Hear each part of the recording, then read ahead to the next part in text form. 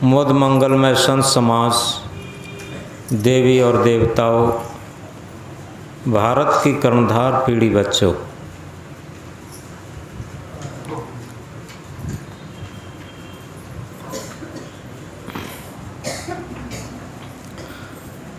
संत सम्राट सदगुरु कबीर साहब एक महामंत्र में जगाते हुए कहते हैं, जो तू चाहे मुझको छाड़ सकल की आस, मुझ ही ऐसा हो रहो सब सुख तेरे पास।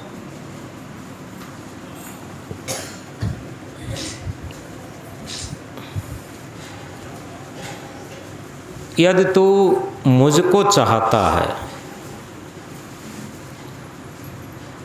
यहाँ पर मुझको अर्थ है गुरु स्वरूप, आत्म स्वरूप, चेतन स्वरूप, सत्य स्वरूप से।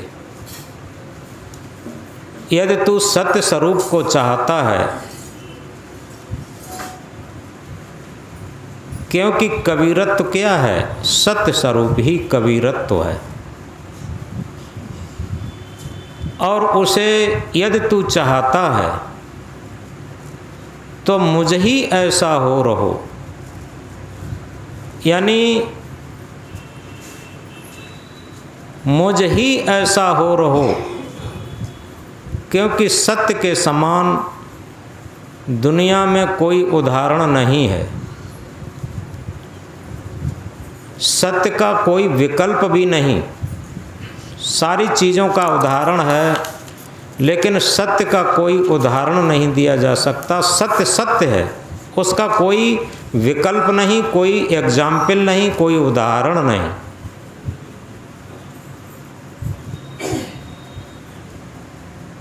जैसे किसी कमरे में अंधेरा हो और वहाँ हम मोमबत्ती जलाएं, अच्छा प्रकाश दे, तो ये कहेंगे कि ये मोमबत्ती ऐसा प्रकाश दे रही मानो कोई अच्छी लालटेन जला ली हो। और लालटेन जलाई जाए और अच्छा प्रकाश दे तो कहेंगे लालटेन ऐसी प्रकाश दे रही मानो 1000 वाट का बल्ब जला लिया हो। 1000 वाट का बल्ब जला लिया हो और अच्छा प्रकाश दे तो ये कहेंगे आज ये 1000 वाट का बल्ब ऐसा प्रकाश दे रहा मानो चंद्रमा निकल आया हो। और चंद्रमा निकल आया हो, पूर्णमासी हो और अच्छा प्रकाश हो तो क्या कहेंगे? आज तो ऐसी चांदनी रात है कि लगता है सूर्य ही निकल आया हो। और जब सूर्य ही निकल आया हो, अब क्या कहेंगे बताओ? कोई एग्जाम्पल है, कोई उदाहरण है? आगे कोई उदाहरण नहीं। इसी तरीके से सोने का उदाहरण है, चांदी का उदाहरण है, मोती का, हीरा का उदाहरण है, कीमती से कीमती चीज़ों का उदाहरण है, लेकिन सत्य का कोई विकल्प नहीं, सत्य का कोई उदाहरण नहीं। सदगुरु कबीर साहब जगाते हुए कहते हैं, जैसा कि अभी एक महाशय जी ने कहा था कि हमारी सुरती जगनी चाहिए। यथार्थ में मन के पास सबसे बड़ा महत्व है सुरति का। और सुरत कहते हैं अच्छी रति का, अच्छे प्रेम का। यानी जहाँ पर अच्छा प्रेम मन के अंदर जागृत हो जाए उसे सुरति कहते हैं। और अच्छा प्रेम क्या होता? अच्छा प्रेम सांसारिक नहीं होता, वहाँ कुछ अच्छा होता ही नहीं। अच्छा प्रेम होता है केवल सत्य का प्रेम। जहाँ सत्य का प्रेम मन की सुरती में जागृत हो जाए वही जागृति है। जब तक सत्य का प्रेम जागृत नहीं होता तब तक हमारी सुरती नहीं जगती। तो इस तरीके से सुरती जागने का अर्थ यही है सत्य का प्रेम, सत्य की प्रीति। क्योंकि सत्य की प्रीति कहाँ होती? असत्य की प्रीति ज़्यादा होती। पूरे जीवन आप देख लीजिए, बचपन से लेकर मृत्यु काल तक कहीं भी एक भी एग्जाम्पल ऐसा हो जहाँ पर सत्य से प्रीति होती हो और बाद में केवल बिलखना पड़ता, रोना पड़ता, हाय हाय करना पड़ता, क्योंकि असत्य की प्रीति ऐसी है ही। चाहे राजा हो, सम्राट हो, ऐसा इतिहास पढ़ा है, आप उठा के देखें, ऐसा कोई नहीं होगा जिसे रोना नहीं पड़ा, बिलखना नहीं पड़ा, दुखी नहीं होना पड़ा। क्योंकि ये असत्य का प्रेम, असत्य की प्रीति ऐसी ही है, उसे बिलखना पड़ता, रोना पड़ता। और जिसने सत्य का प्रेम किया, चाहे वो राजा से फक्कड़ हुआ हो, लेकिन कभी वो बिलखा नहीं, कभी रोया नहीं, कभी पश्चाताप नहीं किया। आप एक भी एग्जाम्पल नहीं उठा सकते। दुनिया में जितने भी बुद्ध पुरुष हुए, जितने भी महापुरुष हुए और जितने भी सत्पुरुष हुए, जितने भी सत्य के अन्वेषक हुए और जितने भी सत्य के राही हुए, वो भले ही भौतिक समृद्धि से शून्य दिखाई देते हों, लेकिन आंतरिक समृद्धि से लबालब होंगे। भौतिक समृद्धि से वो बिल्कुल हीन दिखाई देते हों, लेकिन आंतरिक समृद्धि से परिपूर्ण होंगे। उन्हें बिलखना नहीं पड़ता, रोना नहीं पड़ता, पश्चाताप नहीं करना पड़ता। और इसीलिए कभी कभी हम कहा करते हैं कि मनुष्य रोते रोते जन्म लेता, शिकायत करते करते जीवन व्यतीत करता और पश्चाताप के टप टप आंसू गिराते हुए चला जाता। मनुष्य के अलावा कोई भी पशु, कोई भी पक्षी रोते रोते जन्म नहीं लेता, शिकायत करते करते जीवन नहीं व्यतीत करता और पश्चाताप के टप टप आंसू गिराते हुए नहीं जाता। जिसे कबीर साहब ने अपनी भाषा में कहा, कबीर जब हम पैदा हुए, जगत हंसा हम रोए, ऐसी करनी कर चलो हम हंसें जग रोए। बच्चा जब जन्म लेता है तो सारा समाज खुशी मनाता, बधाई बजाता, ढोल बजाता, लेकिन बच्चा रोता। बच्चा रोता है और समाज खुशी मनाता। लेकिन जैसे ही बच्चा बड़ा हो जाता, फिर वो क्या करता है? शिकायत करते करते जीवन व्यतीत करता। बचपन में विद्यार्थी रहते, छोटे रहते हैं, जब बच्चे आपस में मित्रता करते हैं तो मित्रों से जब नहीं बनती है तो कहते हैं कि देखो हम तुम्हारे मित्र नहीं रहेंगे, तुम हमारी बात नहीं मानते। इसी तरीके से विद्यार्थी रहते हैं तो माता पिता से शिकायत शुरू हो जाती है, हमें अच्छा विद्यालय नहीं मिला, हमें अच्छा खर्चा नहीं मिलता, अच्छी ड्रेस नहीं मिलती, अच्छा रहन सहन नहीं मिलता, हम पढ़ कैसे पाएँ। और जब पढ़ लिख जाते हैं तो अच्छी नौकरी नहीं मिल पाती, और नौकरी जब मिल जाती है तो अपने मन के अनुसार शादी नहीं मिल पाती, और शादी मिल जाती है तो मन के अनुसार बच्चे नहीं मिल पाते। आप पूरा जीवन देख लीजिए दृष्टिपात करके, एक मजदूर से लेकर एक सम्राट तक केवल क्या है? केवल शिकायत भरा जीवन। कहीं भी कोई संतुष्ट नहीं दिखाई देगा, चाहे कोई भी हो। तो इस तरीके से हम कह रहे थे कि बचपन खेल में खोयो, जवानी नींद भर सोयो, बुढ़ापा देख कर रोयो। बुढ़ापा में केवल पश्चाताप है और कुछ नहीं। पश्चाताप के टप टप आंसू गिराते हुए चले जाते। ये जीवन की कहानी रहती। यथार्थ में इसीलिए सदगुरु कबीर साहब इंकलाब के साथ कहते हैं, जो तू चाहे मुझको छाड़ सकल की आस। इसमें एक आध्यात्मिक भेद है। आध्यात्मिक भेद ये है, सकल कहते हैं संसार की आस छोड़ दे। आस का मतलब हम ये चाहते हैं कि हमारा पुत्र है, हमारी सेवा करेगा, ये आस छोड़ दें। निष्काम होकर के सेवा कर दें। हमारी पत्नी हमारी सेवा करेगी, हमारा पति हमारी सेवा करेगा।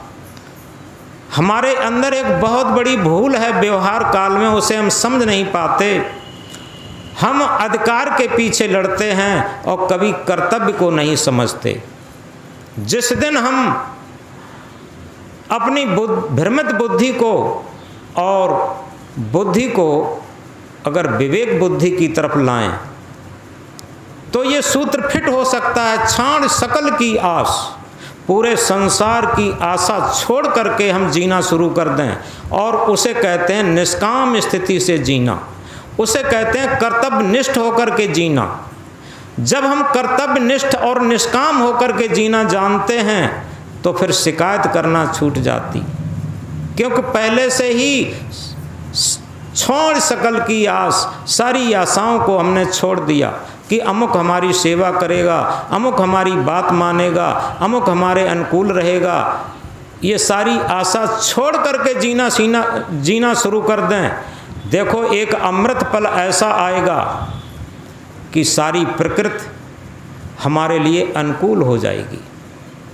ये सूत्र और सिद्धांत की बात है। आप देखें जितने महापुरुष हुए, जितने भक्त हुए, सारी कठिनाइयों में अपने को डाल दिए, लेकिन प्रकृति की तरफ से ऐसे कारण कार्य की व्यवस्था बनी, उनके लिए सारी सुविधाएं अपने आप उपलब्ध हो गईं। चाहे वो बुद्ध हों, महावीर हों, स्वामी दयानंद हों, विवेकानंद हों, सबरी हो, मीरा हो, कोई भी हो, आप देखें बड़ी बड़ी कठिनाई सामने आई, लेकिन सारी कठिनाइयाँ दूर होकर के उनके लिए प्रकृति की तरफ से अनुकूल वातावरण होता रहा।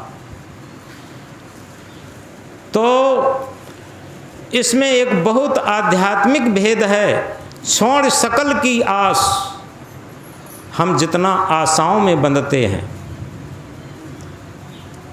क्योंकि जितनी आशा हम करते हैं, अतिरिक्त आशा करते हैं, वो कभी किसी की पूर्ति नहीं होती आज तक। और हम आशा छोड़ के, एक जगह कहा है, आशा छोड़ के हो निराशा, कहें कबीर तब देख तमाशा। अगर सारी आशाओं को छोड़ करके नैराश्य पद को हम धारण करें, नैराश्य पद कहते हैं निष्कामता को, हम सेवा करें, निष्काम करें, कर्तव्यनिष्ठ रहें, चाहे हम माता की सेवा करें, चाहे पिता की सेवा करें, और चाहे माता पिता पुत्र की सेवा करें, पुत्री की सेवा करें, पति पत्नी की सेवा करें या पत्नी पति की सेवा करें, कहीं भी सेवा हो और निष्कामता की करते चलें। ये कहाँ आ पाता? ये रहता है कि लगता ये है कि हम पिता के तो रोज़ चरण स्पर्श करके विद्यालय में जाएं, माता पिता के रोज़ चरण छुएं, लेकिन कम से कम माता पिता हमारी बात तो माने। ये क्या है? ये व्यापार है। जब माता पिता हमारी बात माने तब उनके हम चरण स्पर्श करें। गुरु की हम खूब बात माने, लेकिन कम से कम गुरु जी हमारी बात तो माने। ये व्यापार है। इसी तरीके से पति की तो हम सेवा खूब करें, लेकिन कम से कम पति हमारी बात तो मान के चलें। ये सारा का सारा व्यापार है और ये आशाओं से बंधा हुआ है। हम केवल अपने अंदर सदगुरु कबीर साहब का महामंत्र याद कर लें, जो तू चाहे मुझको, मुझ कहते हैं आत्म स्वरूप को, मुझ कहते हैं सत्य स्वरूप को। तो अगर तू मुझे चाहता है तो छाड़ सकल की आस, सारी आशाओं को, सारे संसार की आशाओं को, कामनाओं को छोड़ दे और कर्तव्य निष्ठ होकर के, और कहना चाहिए निष्काम स्थिति से कर्तव्य निष्ठ होकर के जीना शुरू कर दे। तो मुझ ही ऐसा हो रहो सब सुख तेरे पास। अगर वास्तव में मुझ कहते हैं निज आत्म स्वरूप को, और निज आत्म स्वरूप के अनुसार ही उसकी आवाज़ पर, उसकी आवाज़ पर रहनी गहनी आ गई, तो समझो मुझ ही जैसा हो गए। और फिर क्या होगा? सब सुख तेरे पास, सारे सुख तेरे पास में अपने आप उपलब्ध हो जाएंगे। सारी हमारी कोई कामना न हो, हमारी कोई वासना न हो और हमारी कोई इच्छा न हो, निष्काम स्थिति हो, तो देखें हमारी जो आवश्यकताएं हैं वो अपने आप पूर्ति होती रहेंगी। आज तक विश्व के पटल पर कोई ऐसा नहीं हुआ है, चाहे कितना बड़ा छत्रपति सम्राट क्यों न हो, उसकी सारी इच्छाएं पूर्ति हो गई हों, और ऐसा भी कोई गरीब नहीं हुआ जिसकी आज तक आवश्यकताएं पूर्ति न हुई हों। ये सबकी होती। तो इसलिए ये एक विधान है, ये एक सूत्र है। हम गृहस्थी में हों, व्यक्ति में हों, इससे कोई फर्क नहीं पड़ता।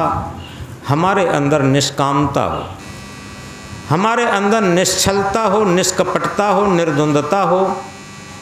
जब निष्काम, निश्चल, निष्कपट, निर्द्वंद और निर्विकार की स्थिति होती है तो बिना भजन के भजन होता, बिना ध्यान के ध्यान होता, ये अपने आप होता, ये स्वाभाविक हो जाता। क्योंकि यथार्थ में भजन कोई क्रिया नहीं है। जितनी क्रिया हैं वो सब भौतिक क्षेत्र की हैं, वो शरीर के तल तक हैं, इंद्रियों के तल तक हैं, और भजन मन के आयाम से पार आत्मा के तल पर होता। जब भजन आत्मा के तल पर होता तो केवल एक ही सूत्र है कि जहाँ पर भजन होगा वहाँ पर आत्मीयता का व्यवहार अपने आप होगा, और जहाँ पर आत्मीयता का व्यवहार होगा वहाँ पर चलते फिरते खाते पीते अपने आप भजन होगा। ये भजन की निरंतरता है, क्योंकि भजन निरंतर होता। ऐसा नहीं है कि भजन थोड़ी देर हो सकता।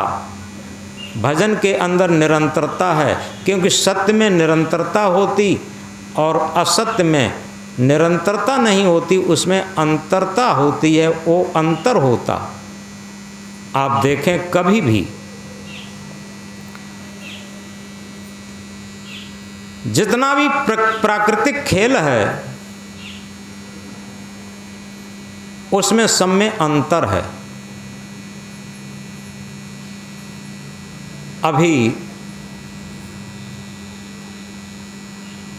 कहीं कहीं बारिश हो गई, देखो आसाम में कितनी बड़ी बारिश है, वहाँ काफ़ी बाढ़ चल रही,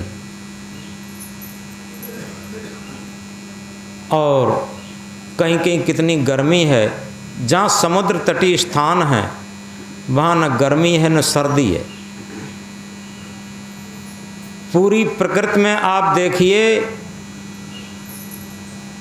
ये सब विषमता भरा वातावरण भी है, व्यवहार भी है। जितने यहाँ लोग बैठे हैं, क्योंकि ये शरीर प्रकृति का है, भौतिक है, सबके शरीरों में, चेहरा मोहरा में, रंग रूप में, लंबाई चौड़ाई में, गठन में, सबके अंतर जरूर होगा। आप विश्व में चले जाइए, देखो तिब्बती लोग अलग होते हैं, नेपाली अलग होते हैं, चीनी अलग होते हैं, अमेरिकन अलग होते हैं, जापान के लोग अलग होते हैं, भारतीय लोग अलग होते हैं, कहीं कहीं इंग्लैंड में बहुत गोरे लोग होते, कहीं कहीं बहुत काले होते। कितनी ये सब देखें, कितनी विषमता भरा पूरा संसार है। लेकिन आत्मीयता के तल पर देखें, सत्य के तल पर देखें तो सारे प्राणियों के अंदर एक चींटी से और हाथी तक वो सत्य सत्ता, आत्मा, ये चेतन सत्ता, ड्राइविंग सत्ता सब में एक समान, सब में एक समान व्याप्त है। अगर चेतन सत्ता न रहे तो कोई भी शरीर ऐसा नहीं है जो जीवित रह सके, सब खत्म हो जाएंगे। तो सत्य के तल पर, आत्मा के तल पर सब में समानता होती, लेकिन शरीर के तल पर सब में असमानता होती। तो इसीलिए सद्गुरु समझाना चाहते हैं सब घट तेरा साइयाँ सोनी सेज न कोय। ज़्यादा बा हो तो वो जनरेटर चला दे, लोगों गर्मी महसूस होती।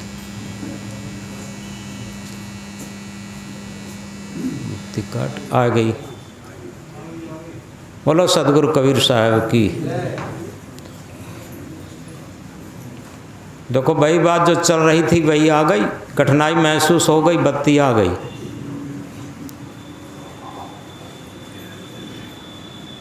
सदगुरु कबीर देव समझाना चाहते हैं, सब घट तेरा साइयाँ सोनी सेज न कोय।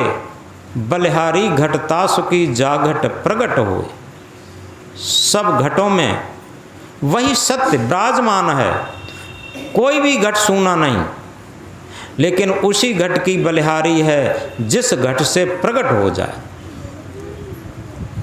यथार्थ में प्रकट कब होगा? प्रकट तब होगा जब उस घट से उस सत्य तत्व की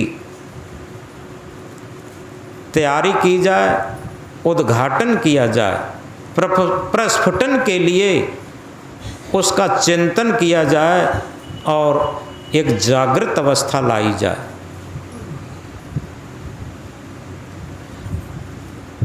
जागृत अवस्था क्या होती है?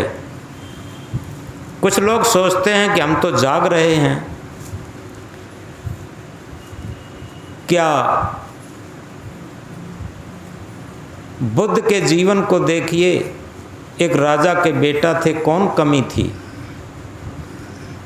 लेकिन वो सांसारिकता में लगे हुए थे और उस तरफ से जब जागे तो वही सांसारिकता बहुत फीकी और बहुत छोटी लगने लगी।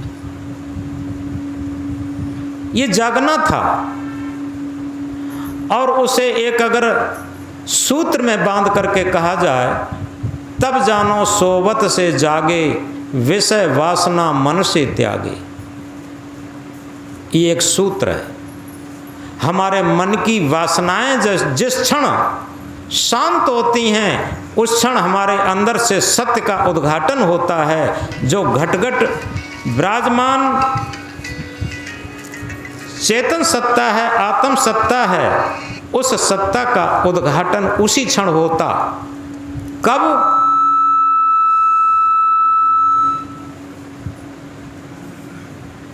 जब हमारे मन में निर्वासनिक स्थिति होती, एक सत्य का उद्घाटन, क्योंकि दो में से एक ही होता।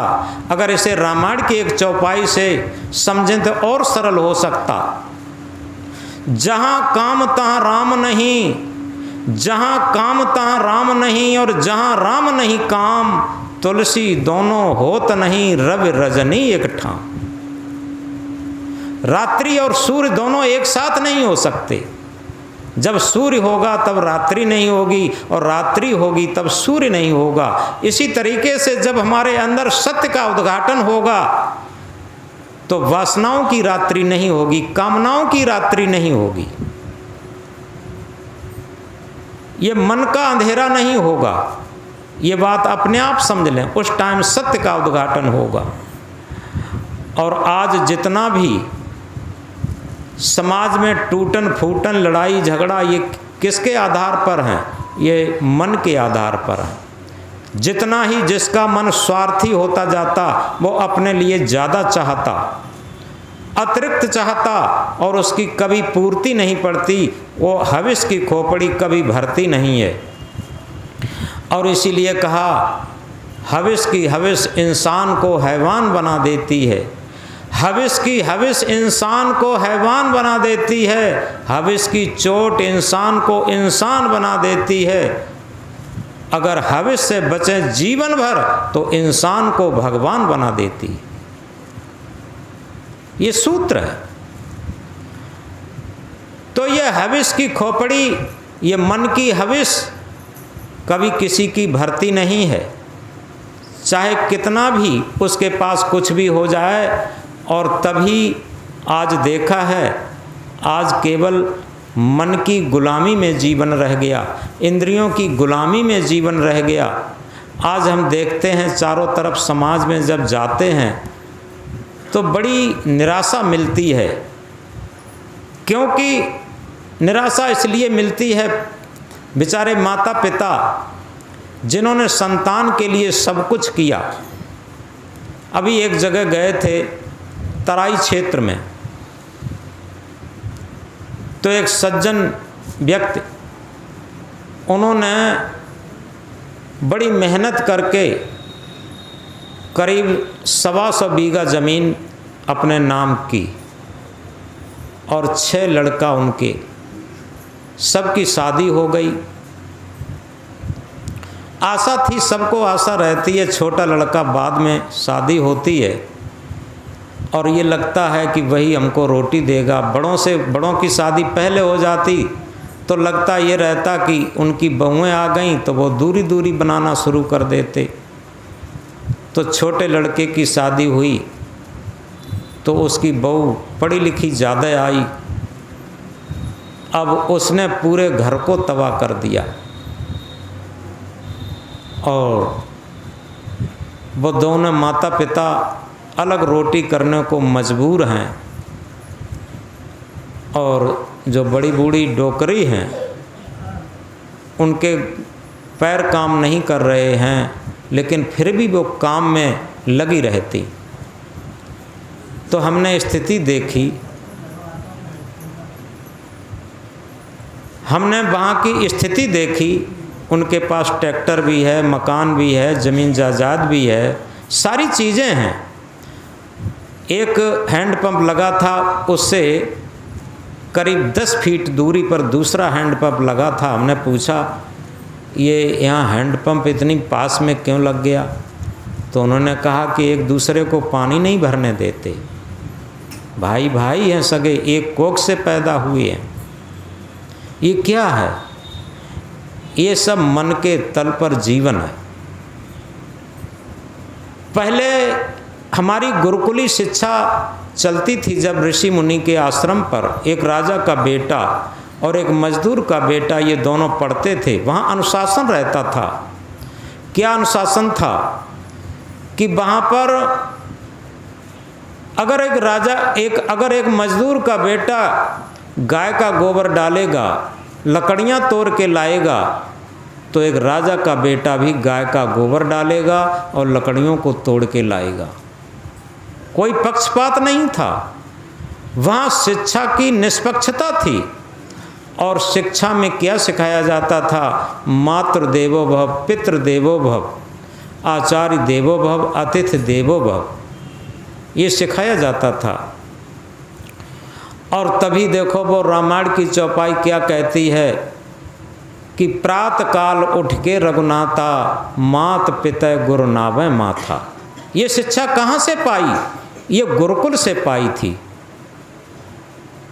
लेकिन आज शिक्षा जो पश्चिमी देशों से आ रही है उसकी छाप पड़ रही है, क्योंकि पश्चिमी देशों में कोई किसी का है ही नहीं। वहाँ तो केवल पैसा पैसा पैसा है, रात दिन पैसे पैसे के गुलाम बने हुए हैं बस। तो इसी तरीके की आज हमारे भारत की शिक्षा धीरे धीरे होती जा रही है और वही स्थिति आ रही है कि कोई किसी का नहीं। बड़े बड़े रईसों को देखा है, अब तो हर जिले में वृद्धा आश्रम खुलने लगे। और हमने देखा पहले तो वृद्धा आश्रम में कोई भी गरीब लोग नहीं होंगे, रईस लोग जाते हैं। आज भी गरीब लोगों को रोटी मिलती है, कुछ टूटी फूटी सेवा भी होती है, वो परिवार में रह के जी लेते हैं। लेकिन रईसों में ज़्यादा टूटन है, ज़्यादा बिखराव है। वो अपने ढंग से आज जीना चाहते हैं और माता पिता बड़े बूढ़े उनके जीवन में ऐसा मालूम पड़ता है कि ये अवरोधक हैं, ये अवरोध हटाना चाहिए। वो जाते हैं, बड़े बड़े रईस लोग पैसा भर आते हैं वृद्धाश्रम में और माता पिता को वहाँ छोड़ आते हैं। तो इस प्रकार आज लोग विकास विकास, उन्नत उन्नत चिल्ला रहे हैं, लेकिन एक सूत्र है कि इसे अगर सही तरीके से समझा जाए तो देखो ये विकास हमें कहाँ ले जाएगा। विकासवाद की परिभाषा को एक सूत्र द्वारा समझेंगे। जैसे जब गरीब लोग थे, वह ज़माना याद है, ये हमारे समय में ही था कि साइकिल भी बहुत कम लोगों के पास थी। मोटरसाइकिल तो बहुत बड़े लोगों के पास होती थी और साइकिल भी सब लोगों के पास नहीं थी। साइकिल भी अच्छे ही लोग रखते थे जिनके पास कुछ पैसा था, और मास्टर लोगों को केवल 170-175 रुपया तनख्वाह मिलती थी। उस समय साइकिलें बहुत कम थीं। तो विकासवाद कहाँ पर लाके खड़ा करता है, इसको समझना है। सबसे पहले एक सूत्र आता है निर्वाह। क्या होता है, जैसे हमारे पास आने जाने के लिए किसी के पास अगर साइकिल हो तो उससे निर्वाह हो जाएगा। साइकिल एक उदाहरण है, इसे कहीं भी घटा सकते। अगर जीवन में हमें निर्वाह मात्र करना है तो साइकिल से हमारी गुजर हो जाती है, लेकिन साइकिल से निर्वाह तो होता है लेकिन कोई सुविधा नहीं है, क्योंकि कितनी कड़ी मेहनत करनी पड़ती तब साइकिल से मंजिल मिल पाती है, बाजार हाट जा पाते हैं। सुविधा नहीं है। मोटरसाइकिल में सुविधा है, किक लगाई आराम से बहुत कम समय में बहुत दूरी तय कर लेते हैं, इसमें सुविधा है। मोटरसाइकिल में सुविधा तो है लेकिन आराम नहीं है, क्योंकि वर्षा में वर्षा, सर्दी में सर्दी, गर्मी में सर्दी लपट लगती है। इसमें सुविधा तो है, आराम नहीं है। आराम के लिए 4 व्हीलर आ जाती है। अब 4 व्हीलर में आराम है, क्योंकि वर्षा भी नहीं आ रही, लपट भी नहीं आ रही और सर्दी भी नहीं आ रही, लेकिन आराम तो है। अब इसमें विलास की ज़रूरत है। विलास में एसी लगा ली और उसमें मनोरंजन के साधन फिट कर लिए, अब विलास आ गया। अब विलास के बाद कोई आगे मंजिल है ही नहीं। विलास के बाद आता है विनाश अपने आप। ये सूत्र है विकासवाद का, ये याद कर लें। सबसे पहले है निर्वाह। किसी क्षेत्र में घटाएं, ये तो हमने एक उदाहरण देकर समझाया। मकान से लेकर के रहन सहन के स्तर से लेकर के किसी क्षेत्र में हम घटा सकते। सबसे पहले है निर्वाह, इसके बाद सुविधा, इसके बाद आराम, इसके बाद विलास, इसके बाद विनाश। जब जब विलास आ जाता है, आपने इतिहास पढ़ा होगा, जो जो विलासी राजा हुए हैं आखिर उनकी क्या स्थिति हुई। चाहे वो कंस हो, दुर्योधन हो, रावण हो, जिनके भी उदाहरण हैं, तो जहाँ जहाँ विलास आया उसके बाद विनाश अवश्य आया। तो ये जागृत होकर के समझना है कि हम जीवन में कम से कम निर्वाह, सुविधा, आराम तो करें, लेकिन विलास न आने दें। अगर विलास आ जाता है तो इसके बाद विनाश निश्चित है। और वही है, आप कहीं भी देख लें, एक उदाहरण इसको फिट करके देख लें। जिन परिवारों में ज़्यादा फूटन है, फूटन वहीं पर ज़्यादा है जहाँ पर विलास आ गए होंगे। जिन जिन लोगों में विलासता बढ़ जाती है उनके पास फूटन के अलावा कोई चारा नहीं रह जाता। आप देख लें।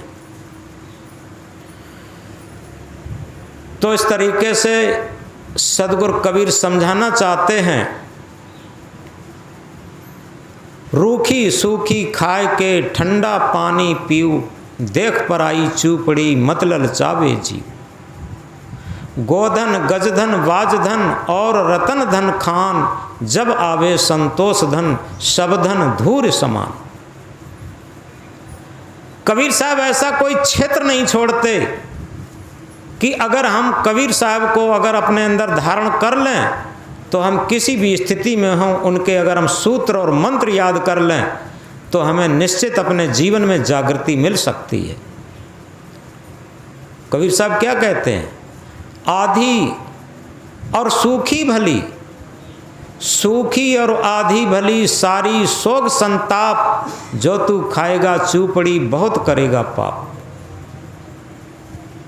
अब चूपड़ी का अर्थ ये नहीं है जिसे उपलब्ध है वो चूपड़ी खाए, लेकिन चूपड़ी का आशय यहाँ पर और है, विलासता। यहाँ चूपड़ी का अर्थ है विलासता। आप इस बात को गहराई से समझ लें। चाहे वो अब संत महात्मा भी गृहस्थों जैसे ठाट बाट और उसी विलासता की तरफ बढ़ रहे हैं। पहले कहाँ थे? पैदल यात्रा, साइकिल से यात्रा, और इसके बाद पेड़ के नीचे अपनी साधना कर लेना, ये सब था। अब तो 4 व्हीलर जिनके पास नहीं है उनका महत्व नहीं। मैंने कई बार कई जगह देखा, अभी थोड़े ही दिन हुए, एक दिन हमारे मन में आया कि काफ़ी दिन हो गए हम साइकिल हमने नहीं चलाई, और साइकिल चला के देखें। तो एक दिन हम कई गाँव में घूमने के लिए साइकिल से निकल गए, तो एक दो जगह तो सुनने को ये मिला कि गुरुजी क्यों कंजूसी करते हो? अरे किसके लिए छोड़ जाओगे, आपके तो कोई नहीं है। एक आध जगह ये सुनने को मिला। अब हम चुपचाप रह गए, क्या कहें। यानी हम सादा रहें, सहज रहें, प्राकृतिक जीवन जिएं तो कंजूस माने जाएंगे, और निष्काम रहें, अरे भाई किसी से कुछ आशा ना करें, किसी से कुछ मांगे ना, तो ये छुटपन माना जाता। क्यों? क्या कहते हैं? अरे वही आए हैं, उनके गुरुजी हैं, वो साइकिल से आए हैं। ये मैनपुरी की सत्य घटना है। एक हमारे भक्त थे मुन्ना लाल जी, वो शरीर छोड़ गए हैं। उन्होंने एक दिन कहा कि गुरुजी हमारे घर पे एक दिन थोड़ा सत्संग हो जाए, आप आ जाना। ये कई वर्षों की बात हो गई। तो दिन निर्धारित हो गया, समय निर्धारित हो गया। हम संतों के साथ पहुँचे साइकिल से, और पहुँच करके उन्होंने जो एक तख्त डाल रखा था, कुछ कुर्सी डाल रखी थी, तख्त पर हम बैठ गए, कुर्सियों पर संत लोग बैठ गए। और वो दुकानदार आदमी थे, कई उनके मित्र लोग भी इकट्ठे थे। तो जहाँ पर मुन्ना लाल बैठे थे, उन्होंने आपस में पूछा मुन्ना लाल को कि संत लोग तो आ गए, गुरुजी अभी आए नहीं। तो मुन्ना लाल जी ने कहा गुरुजी तो आ गए, वो देखो तख्त पर बैठे, वही तो गुरुजी हैं। अब वो बोले, अरे हम समझते थे कि कहीं 4 व्हीलर पर स्पेशल वाहन से आएंगे, वो तो साइकिल पर आ गए। तो हम चुप रह गए, सुन तो लिए, लेकिन प्रवचन के समय हमने वही बात दोहराई। हमने कि आज लोगों के पास अगर 4 व्हीलर है, बहुत बड़ा महल है, तो उनकी कीमत है, और अगर उनके पास साइकिल भी नहीं है तो उनकी कोई कीमत नहीं। आज आदमी की कीमत उसकी मानवता से, उसके सद्गुणों से नहीं है। आज आदमी की कीमत उसके पास क्या है। भले ही नंबर 2 का काम, नंबर 4 का काम और बहुत मांगने का काम करता हो, क्योंकि संत लोगों में भी बहुत मांग करके इकट्ठा कर लेते हैं, कोठी हवेली बहुत बड़ी बना लेते हैं, और वो भी बहुत बड़े कहे जाते हैं। जैसे गृहस्थी में भी लोग क्या होता है, जो नोट खसोट करके ज़्यादा इकट्ठा कर लेते, लोग क्या कहते हैं, भैया बड़ा आदमी। लेकिन याद रखें, ये बहुत भ्रम है। जो अपनी ईमानदारी की कमाई पर और निष्कामता पूर्वक सेवा भाव से और धर्म प्राण जीवन जीता है, वो बहुत बड़ा आदमी है। उसके समान कोई बड़ा आदमी नहीं। आज हम लोग किन लोगों को नतमस्तक करते हैं? किसी राजा महाराजा को क्या शीश नवाया जाता? अरे जो राजा महाराजा भी तो फक्कड़ हो गए, उनको ही तो शीश नवाते। क्या महावीर स्वामी भी एक राजा के बेटा थे, बुद्ध भी एक राजा के बेटा थे, और मीरा भी एक राजरानी थी। इनको अगर शीश झुकाते हैं, उस राजघराने को नहीं झुकाते, उस राज्य को नहीं झुकाते। किसे झुकाते हैं? वो फक्कड़ होने को झुकाते हैं। तो इसलिए इस बात को हम गहराई से समझें। ये बातें सब इसलिए कहीं जा रही हैं, कहीं हमारा मन भी तो होता क्या है, आज अपने दुख से कोई दुखी नहीं है, दूसरे के सुख से लोग दुखी ज़्यादा हैं। हमारी 1 मंजिल मकान है और पड़ोसी का 3 मंजिल मकान है। हमारे पास कोई टीवी वगैरह नहीं है, पड़ोसी के पास सब साधन है, तो रात दिन हम जल रहे हैं। ये दुख ज़्यादा है, ये जलन ज़्यादा है। तो इस प्रकार जब लोगों के पास ये सब साधन नहीं थे, तब जलन नहीं थी। तब क्या था? प्रेम था, सद्भाव था। हमने देखा था गांव में जो बिना पढ़े लिखे लोग होते थे, अगर कोई बीमार पड़ गया तो सारे गांव के लोग इकट्ठे हो जाते थे, मदद करते थे। और किसी के कोई कठिनाई हो गई तो उसकी सब कठिनाई दूर कर देते थे। बड़ी सहानुभूति थी, बड़ा प्रेम था। तब पढ़े लिखे लोग कम थे, लेकिन अब जितने ज़्यादा पढ़े लिखे लोग हो जाते हैं, उतना, एक दिन हमने और कहा था, उतनी चालाकी बढ़ती चली जाती है। क्लेवरनेस जिसे कहा, चालाकी, धूर्ताई, ठगाई। आप देखते हैं कितनी ठगाई चल रही, चाहे वो भौतिक क्षेत्र में हो, चाहे धार्मिक क्षेत्र में हो। बहुत ठग ठग करके लोग इकट्ठा कर रहे। धार्मिक लोग भी बहुत ठगते हैं, और लोग ठगाई भी बड़ी सरल तरीके से दे देते। तो इस प्रकार हम कह रहे थे, एक बहुत बड़ा सूत्र, सबसे पहले निर्वाह, इसके बाद सुविधा, इसके बाद आराम, इसके बाद विलास, इसके बाद विनाश। ये विकासवाद की परिभाषा है। तो याद रखें, हम अपने जीवन में विलास तो आने ही न दें, और जब विलास आ जाता है तो उसके बाद विनाश होना निश्चित होता। तो इसलिए हम अपनी जो स्थिति है, और उसी में हम सेवा भाव के द्वारा, त्याग भाव के द्वारा, प्रेम भाव के द्वारा, सामंजस्य और श्रद्धा के द्वारा अपनी गुजर बसर करके भजन भक्ति द्वारा लगे रहें। यही सच्ची जीवन जीने की कला है। तो हम सदगुरु कबीर साहब का एक महामंत्र कह रहे थे, जो तू चाहे मुझको छाड़ सकल की आस, मुझ ही ऐसा हो रहो सब सुख तेरे पास। कबीर साहब ने बीजक में कई जगह सब सुख वर्णन किया। अब हम सब सुख क्या समझेंगे? सब सुख समझते हैं कि जिसके पास कोठी, हवेली, घोड़ा, गाड़ी, वाहन, सब चीज़ें उपस्थित होती हैं, सब सुख नहीं होता। लेकिन इसे सब सुख नहीं कहते। अगर इसे सब सुख कहते हों तो एक उदाहरण द्वारा समझेंगे। हालांकि ध्यान के समय हमने सुनाया भी था, एक राजा था, और राजा क्या था, वो नई उम्र में राजा बन गया था। उसके पिता ख़त्म हो गए थे, उसकी वही उम्र रही होगी 27-28 साल की। और उसका एक मित्र था, बहुत प्रेमी मित्र। संयोग से उसका मित्र अकस्मात बीमार पड़ा और ख़त्म हो गया। इस प्रकृति के खेल में कुछ कहा नहीं जा सकता, कब किसे कौन सी बीमारी आ जाए, कौन सा रोग आ जाए, कुछ कहा नहीं जा सकता। इसका कोई अहंकार नहीं कर सकता,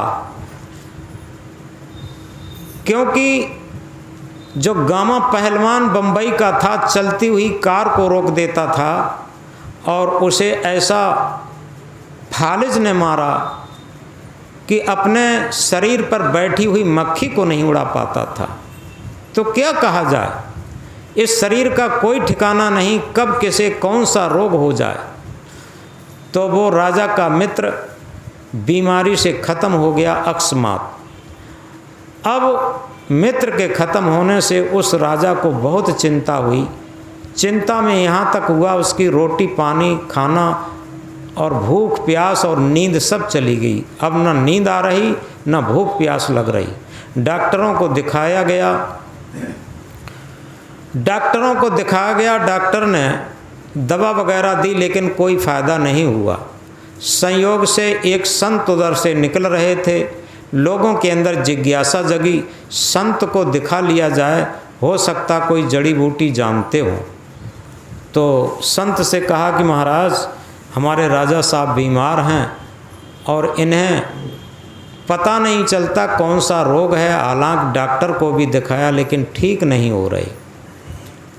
तो संत वहाँ पर गए, उन्होंने पूछा कब से बीमार हैं, तब बताया इनका एक मित्र था इनकी हम उम्र का, और वो अचानक बीमार पड़ के ख़त्म हो गया और तभी से इन्हें बहुत टेंशन हो गया और न नींद है न भूख है। तो संत ने कहा ये ठीक तो हो जाएंगे लेकिन इनके इलाज के लिए किसी सुखी व्यक्ति की ज़रूरत है, और सुखी व्यक्ति की क्या ज़रूरत है, सुखी व्यक्ति के कुर्ते की ज़रूरत है। अगर वो कुर्ता मिल जाए तो ये ठीक हो सकते। तो राजा के सिपाहियों ने सोचा इसमें कौन बड़ी बात, अभी हम सुखी व्यक्ति का कुर्ता लाते हैं।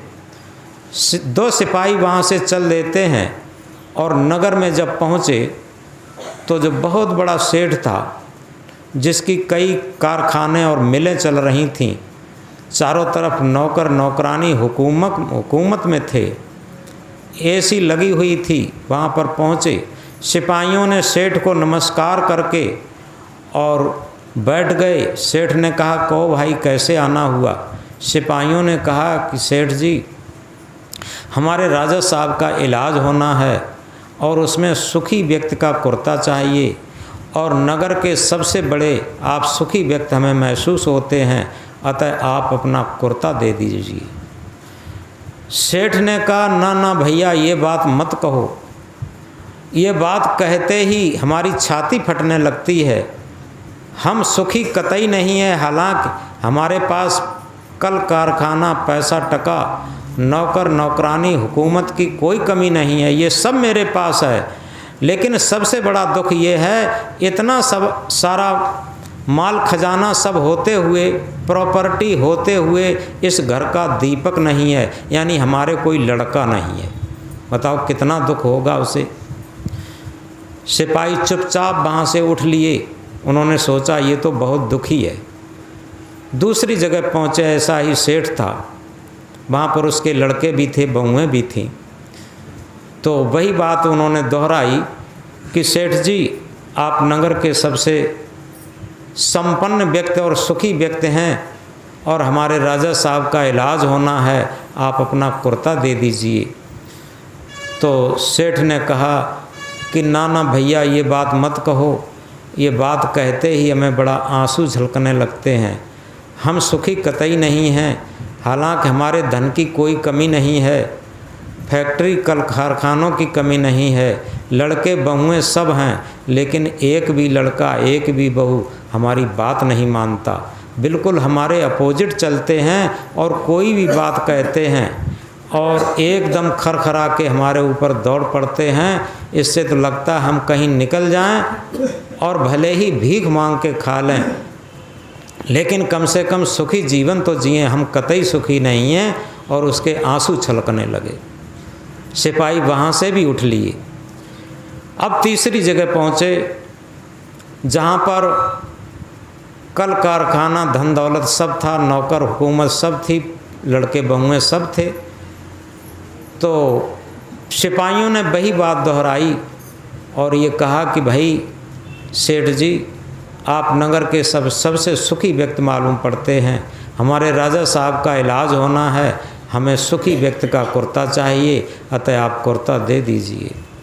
वो सेठ बोला, ना भैया ये बात मत कहो, ये बात कहते ही हमारे अंदर बहुत दुख प्रकट हो जाता है, हम सुखी कतई नहीं हैं। हालांकि धन की कोई कमी नहीं है, फैक्ट्री कल कारखानों की कोई कमी नहीं है, नौकर हुकूमत की कोई कमी नहीं है, लड़के बहुओं की कोई कमी नहीं है, और सब मेरी बात भी मानते हैं। लेकिन सबसे बड़ी बात यह है कि हमारे शरीर में एक ऐसा रोग लग गया है कि हमें डॉक्टर ने कहा है कि तुम केवल न तो तुम साइकिल पर तो चल सकते हो, न कार पर चल सकते, न एसी मकान में रह सकते, और न कोई चिकने पदार्थ खा सकते, न दूध दही खा सकते, न चाय पी सकते, न कोई मिठाई खा सकते। तुम केवल चना की रोटी का छिलका और पालक के साग का अर्क केवल खा सकते, और इसके अलावा कोई चीज़ नहीं खा सकते। अब बताओ, दुनिया में हम तो सोचते हैं हमसे ज़्यादा वो पल्लेदार और मज़दूर सुखी होगा, आराम से मेहनत करता है और पेट भर के रोटी खाता है, आराम से चैन की नींद लेता है। हमें तो कतई नहीं, रात दिन हम टेंशन में रहते हैं, जागते रहते। आखिर इस जीवन से तो मरना अच्छा है, ये सब छूट जाएगा, हमारा इसमें क्या कुछ नहीं है। इस तरीके से वो दुखी होकर के आंसू उसके छलक आते हैं। सिपाही वहाँ से भी उठ लिए। सिपाही उदास और निराश होकर के राजा के पास पहुँचे। राजा ने कहा कि क्या कोई सुखी व्यक्ति नहीं मिला, क्या कुर्ता सुखी व्यक्ति का नहीं मिला। सिपाहियों ने सब कथा सुनाई कि इस जगत में सब लोग दुखिया से बड़े दुखिया हैं, कोई सुखी नहीं मिल रहा। राजा ने झुंझलाते हुए कहा कि ऐसा करो, हमारा वो पुराना मंत्री जो रिटायर हो गया था उसे लाओ, वो अनुभवी आदमी है, वो कहीं से ला सकता। तुरंत सिपाही जाते हैं, जो रिटायरमेंट मंत्री था उसे बुलाया, उससे कहा कि देखो भाई, सुखी व्यक्ति का कुर्ता चाहिए, हमारी दवा होनी है। मंत्री जाता है, तुरंत वो किसी नगर शहर में न जा कर के वो किसी जंगल एरिया की तरफ गया, बाग बगीचे की तरफ गया, और एक घने बाग में पेड़ों के झुरमुट के नीचे एक व्यक्ति बड़ी शांत अवस्था में बैठा था। उसके मुखमंडल से शांति टपक रही थी। मंत्री जब वहाँ पहुँचा तो उसको प्रणाम करता है। मंत्री ने बड़े आदरपूर्वक उससे बैठने को कहा। वो मंत्री से उस व्यक्ति ने बड़े आदरपूर्वक बैठने को कहा। फिर मंत्री ने अपना निवेदन किया कि महाराज, आपसे निवेदन है कि हमने बहुत सुखी व्यक्ति ढूंढे लेकिन कोई सुखी व्यक्ति ना मिला, लेकिन हमें लगता है आप पूर्ण सुखी व्यक्ति हैं। वो व्यक्ति एकदम बड़ी प्रसन्न मुद्रा में कहा कि हाँ, मुझे कोई भी दुख है ही नहीं, क्योंकि मुझे कोई चाह ही नहीं, मुझे कोई चाह ही नहीं है, इसीलिए मुझे कोई दुख नहीं है। मेरे मन की कोई चाहनाएं मेरी सब खत्म, इसीलिए मैं पूर्ण सुखी हूँ। मंत्री ने निवेदन किया कि महाराज, आप पूर्ण सुखी हैं, कृपा करके मुझे अपना कुर्ता दे दीजिए और हमारे राजा साहब का इलाज होना है। वो व्यक्ति ठट्ठा मार के हंसा और हंस कर के कहता है कि मैं पूर्ण सुखी व्यक्ति हूँ, लेकिन मेरे पास कुर्ता तो है ही नहीं। पूर्ण सुखी व्यक्ति मिला लेकिन उसके पास कुर्ता नहीं मिला। अब मंत्री वहाँ से चला आता है, राजा के पास जैसे ही आता है, राजा उत्सुकता पूर्वक बैठ जाता है। अब की बार मंत्री गया है, जरूर सुखी व्यक्ति मिला होगा और जरूर सुखी व्यक्ति का कुर्ता मिला होगा। तो जैसे ही राजा ने उत्सुकता पूर्वक मंत्री से पूछा, भाई मंत्री, सुखी व्यक्ति मिला? मंत्री ने कहा, हाँ, सुखी व्यक्ति तो मिला और पूर्ण सुखी व्यक्ति मिला, दुख का किरकिरा नहीं था। और उसने एक महामंत्र भी कहा कि इसलिए मैं सुखी हूँ कि चाह गई चिंता मिटी मनुआ बेपरवाह, चाह गई चिंता मिटी मनुआ बेपरवाह, जिनको कछु न चाहिए सोई सहन पति सहा।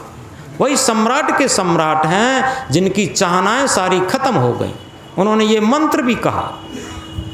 तो राजा ने जैसे ही मंत्र सुना, 50% तो उन्हें चेतना मिलने लगी। और इसके बाद पूछा, क्या सुखी व्यक्ति मिला? फिर सुखी व्यक्ति का कुर्ता नहीं लाए? तो मंत्री ने कहा, क्या बताएं, जब मैंने कहा कि आप महाराज पूर्ण सुखी व्यक्ति मिले आज मुझे, आप मुझे कुर्ता दे दें, तो वो व्यक्ति ठट्ठा मार के हंसा और ये कहा कि मैं पूर्ण सुखी व्यक्ति हूं, लेकिन मेरे पास कुर्ता तो है ही नहीं। अब इतनी बात सुनते ही राजा के मन का पैठ बदल गया। राजा के मन का पैठ बदल गया। जिस व्यक्ति के पास कुर्ता भी न हो और पूर्ण सुखी जीवन जी सके, यह जीवन जीने की सच्ची कला है। मेरे पास तो सब कुछ है, मैं क्यों दुखी हूं। और जैसे ही उसने इस तरीके से झटका लिया, उसके अंदर पूर्ण उत्साह भर गया। थोड़ी देर में उसने ये कहा कि मुझे पानी लाओ, प्यास लगी, पानी पिलाया गया। कि मुझे भूख लगी, मेरे लिए भोजन लाओ, भोजन आया। जैसे ही भोजन खाया, थोड़ी देर में उसे नींद आ गई और नींद आने के बाद पूर्ण ठीक हो गया। और वो पूर्ण अब धीरे धीरे उसकी चाहनाएं, वासनाएं खत्म होने लगीं। और उसी से चाहनाएं जब खत्म होने लगती हैं तो आदमी पूर्ण सुखी होने लगता है। तो इस तरीके से चाह गई चिंता मिटी, मनुआ बेपरवाह, जिनको कछु न चाहिए सोई सहन पतसा। तो सबसे बड़ी बात सदगुरु कबीर साहब का ये महामंत्र, जो तू चाहे मुझको, यानी हमारी चाहना किधर मुड़नी चाहिए, अंतर्मुख की तरफ। हम क्या चाहते हैं, भौतिक चीज़ें। जहाँ पर सच्चा प्रेम होगा वहाँ पर मकान, पैसा, टका ये आड़े नहीं आएंगे, वस्तु आड़े नहीं आएगी। वहाँ पर क्या होता है, जहाँ पर सच्चा प्रेम होता है, आत्मीयता होती, मानवता होती। और एक सच्ची घटना बता करके इस बात को और स्पष्ट कर देना चाहते। दो सगे भाई थे और जो बड़ा भाई था वो पहले का मालिक था और उसके अंदर कुछ बेईमानी आ गई। बेईमानी आ गई और छोटा भाई बिल्कुल सीधा साधा था, सरल था। बड़े भाई को पिता के समान मानता था और सारी काम धंधा खूब करता था निष्कामता पूर्वक। लेकिन बड़े भाई के अंदर कुछ अंदर से कालापन आ गया। जहाँ स्वार्थपन आता है वहीं कालापन आ जाता। उसने तहसील में मिलकर के अपने भाई की ज़मीन अपने नाम करवा ली। जब अपने नाम करवा ली तो एक दिन वही सम्मन आता है उस छोटे भाई को मिला। उसने कहा, भैया ये सम्मन कैसा आया, ये कोई दे के चला गया। बड़े भाई ने देखा और कहा, कुछ बात नहीं। लेकिन वो सम्मन किसी उसने दूसरे को दिखाया। तो उसे जब दिखाया तो उसने कहा कि ये तो सम्मन इसका है, दाखिल खारिज, तुम्हारी ज़मीन बड़े भाई के नाम चली गई, तुमने कर दी है क्या? उसने क्या करी की तो नहीं है। कि अब ऐसा करो, अभी मुकदमा डालो, अन्यथा पूरी ज़मीन तुम्हारी चली जाएगी। अब वो बेचारा कुछ जानता था नहीं। जब जानता नहीं था, लेकिन कहने अनुसार उसकी पत्नी ने ज़बरदस्ती उसे भेजा। वो नहीं जाना चाहता था, भेजा। वो तहसील में गया, उसने वकील से कहकर कोई साथ भी ले गया था, वो मुकदमा डाला। आखिर मुकदमा चलने लगा। एक दिन क्या होता है, दोनों भाई पहुंचते हैं। ऐसी ही कड़ाके की धूप थी और पुकार होती है, बड़े भाई की पुकार होती है। बड़ा भाई अंदर चला जाता और बड़े भाई के जूता धूप में रखे थे। वो छोटा भाई बड़े भाई के जूतों को अपने झोले में रख लेता है कि बड़ा भाई जब आएगा तो उसके पैर जलेंगे, जूते तप जाएंगे तब तक, और झोले में रखकर छाया में रख कर के बैठ जाता है। अब बड़ा भाई जब पुकार हुई उसके बाद आया लौट के, तो इधर उधर ताका, उसके जूता नहीं मिल रहे थे क्योंकि बोलचाल ख़त्म थी। बोलचाल ख़त्म थी। छोटे भाई ने समझ लिया ये जूते देख रहे हैं। उसने कहा, भैया क्या देख रहे? अरे क्या देख रहे, यहाँ हमने जूते छोड़े थे, कौन ले गया?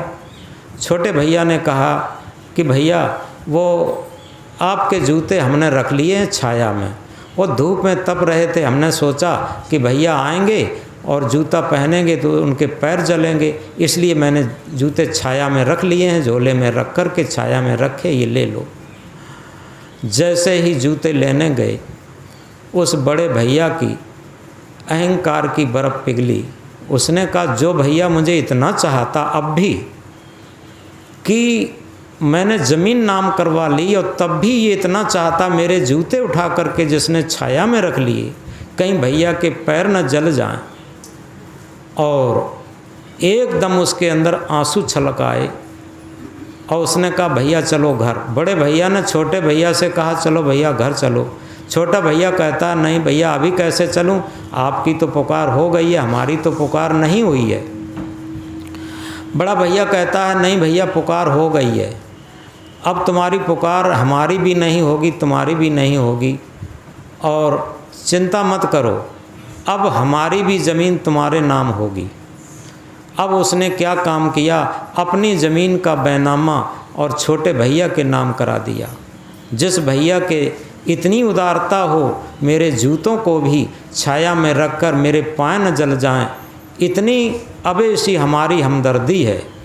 तो इस तरीके से देखो उसका हृदय कितना बदल गया। तो इस प्रकार सबसे बड़ी चीज़ ये है कि हमारे अंदर से जितनी स्वार्थपरता घटती जाए, जितनी निष्कामता आती जाए, उतना ही भक्ति भाव जागृत होता जाएगा। भक्ति कोई ऐसी नहीं हो, कबीर साहब ने कहा दे हिलाए भक्त नहीं होई। केवल हम बनावटी भक्ति करते हैं, बनावटी प्रेम करते हैं, बनावटी संबंध करते हैं, ये सारे संबंध बनावटी हो गए। और तभी तो रात दिन राग द्वेष छल कपट लड़ाई झगड़ा, आदमी कितना दुखी है, कितना रक्त रंजित है।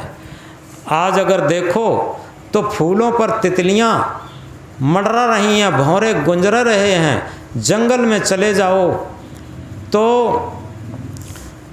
मोर कोहका रहे हैं, पपिया बोल रहे हैं, कोयलें अपनी आवाज़ कर रही हैं। सारी प्रकृति अपने अपने गुणों में मगन है, मस्त है, प्रसन्न है। लेकिन हाय इस सृष्टि के सिरमौर प्राणी मनुष्य को क्या हो गया, ये रात दिन कुड़ता कहकता, रात दिन चिंता में जलता और छल कपट इससे जलता है और अपने को बहुत योग्य मानता, बहुत उन्नत मानता, बहुत विकास मानता। हाय इस विकास का क्या होगा आगे, केवल ये विनाश की तरफ ले जाएगा। तो इस तरीके से हम सद्गुरु कबीर साहब के इन महामंत्रों पर विशेष ध्यान रखें, जहाँ भी रहें निश्चल और निष्कपट व्यवहार रखें और निस्वार्थ सेवा करें। हम निस्वार्थ सेवा करना शुरू कर दें, हमारे पास कुछ न हो लेकिन हमारे पास बहुत बड़ी आध्यात्मिक संपत्ति होगी, जिसे धर्म की संपत्ति कहते हैं, जिसे आध्यात्मिक संपत्ति कहते हैं, जिसे सत्य की संपत्ति कहते हैं। और जिसे अगर रामायण की भाषा में कहें, सत्य समान धर्म ना दूजा, जप तप यज्ञ होम ना पूजा। सत्य के समान कोई भी दुनिया में धर्म नहीं है, जप तप यज्ञ होम पूजा। जितनी भी औपचारिकताएं हैं ये सब केवल औपचारिकताएं मात्र हैं, ये कुछ नहीं। केवल हम आत्मा के तल पर व्यवहार करना शुरू कर दें, ये सबसे बड़ा धर्म है, ये सबसे बड़ा भक्ति है। आत्मा के तल पर अपना जीवन जीना शुरू कर दें, ये सबसे बड़ा भजन है, ये सबसे बड़ा ध्यान है और यही सत्य की प्राप्ति है।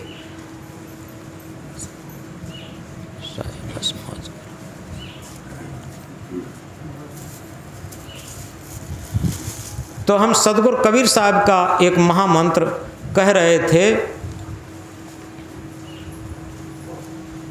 जो तू चाहे मुझको छाड़ सकल की आस, मुझ ही ऐसा हो रहो सब सुख तेरे पास। सब सुख तेरे पास होंगे। और इसी के साथ गोधन गजधन वाजधन और रतन धन खान, जब आवे संतोष धन सब धन धूर समान। सारे धन मेरे पास हैं, क्या संतोष धन भी मेरे पास है? सारे धन हो कोई बात नहीं, लेकिन अगर संतोष धन न हो तो सारे धन धूर के समान हो जाते हैं। और इसी के साथ एक बहुत महत्वपूर्ण बात कही थी। क्या? आत्मीयता के तल पर व्यवहार करें और आत्मीयता के तल पर हम जीवन जीना शुरू करें, ये जीवन की सच्ची सफलता होगी। और यही सद्गुरु कबीर साहब का और सब संतों का निर्देशन है। हमने एक बात और कही थी, हविस की हविस इंसान को हैवान बना देती है, हविस की हविस इंसान को हैवान बना देती है, हविस की चोट इंसान को इंसान बना देती है। अगर हविस से बचें जीवन भर तो इंसान को भगवान बना देती है। यथार्थ में चाहे हम भौतिक क्षेत्र में हों, चाहे आध्यात्म क्षेत्र में हों, जब तक निष्काम होकर के नहीं जिएंगे, निश्चल निष्कपट होकर के नहीं जिएंगे, तब तक हमारे आंतरिक शांति नहीं मिलेगी। और एक महामंत्र कहा था, चाहा गई चिंता मिटी मनुआ बेपरवाह, जिनको कछ नहीं चाहिए सोई सहानपत सा। सम्राटों के भी सम्राट। आज तक कोई भक्त ये नहीं कह सकता कि गुरुजी ने ये चीज़ मांगी। यथार्थ में, क्योंकि कबीर साहब खुद कहते हैं, मांगन मरण समान है, मत कोई मांगो भीख, मांगन से मरनो भलो, ये सद्गुरु की सीख। ये मांगना, जो नहीं मांगता है उसकी स्वाभाविक प्रकृति की तरफ से अपने आप सारी चीज़ें पूर्ति होती, और जो बहुत मांगता वो आखिर बाद में कुछ नहीं, अंदर से खोखला रहता। याद रखें।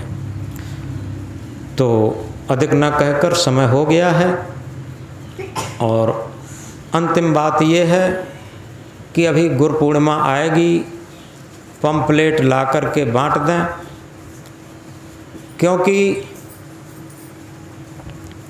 12/13 का गुरु पूर्णिमा पर्व है। बाराबंकी के श्री निष्ठा साहब, बहुत महान संत उपस्थित होंगे, और भी बहुत संत आएंगे। गुरु पूर्णिमा का महान पर्व 12 और 13 जुलाई को है। तो इस तरीके से ये गुरु पूर्णिमा महान पर्व, और इस पर सब लोग उपस्थित होंगे। पंपलेट ले लेंगे, और जिनके आसपास लोग हैं उनके लिए भी पंपलेट ले लेंगे। सबको पंपलेट बांट देंगे। और अंतिम बात, हमने देखा है पत्थर पिघलते हुए, शीत जल से भी शोले निकलते हुए, तुम न बदलोगे कैसे ये विश्वास हो। हमने देखा है मौसम बदलते हुए, हमने देखा है मौसम बदलते हुए। आप गृहस्थी में हैं, विरक्ति में हैं, जहाँ पर भी हैं, अपना जीवन बदलना शुरू कर दें। हम निष्कामता की